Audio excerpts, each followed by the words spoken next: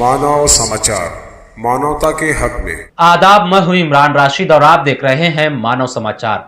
Underworld don Dawood Ibrahim के खानदान से जमीन की खरीदी और मनी लॉन्ड्रिंग केस में गिरफ्तार महाराष्ट्र के वजीर नवाब मलिक को 14 दिनों के लिए अदालती तहवील में अदालती हिरासत में भेज दिया गया है। याद रहे कि नवाब मलिक आज ईडी की हिरासत से पूना की आर्थर रोड जेल मुंतकिल कर दिए जाएंगे, जहां पर पहले से ही बहुत सारे खतरनाक कैदी कैद हैं। उन कैदियों के बीच रहेंगे महाराष्ट्र के वजीर नवाब मलिक।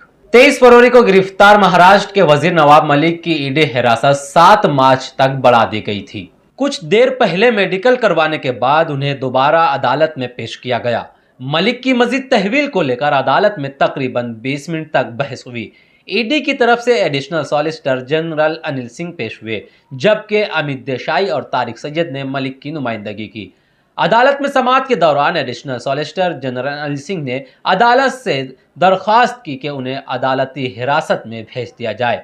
उनकी हिरासत में तौसी की दरख्वास्त नहीं की गई, जिसे जज ने कबूल कर लिया, लेकिन इसके बावजूद मलिक के वकील तारिक सैयद ने उनकी तहवील की मुखालफत करते हुए दरख्वास्त दायर की। इससे कबल समाअत में सरकारी वकील ने 1993 के बम धमाकों से मुतालिक एक खुफिया बयान अदालत के सामने रखा था, जिसके बाद मलिक की तहवील में तौसी कर दी गई थी।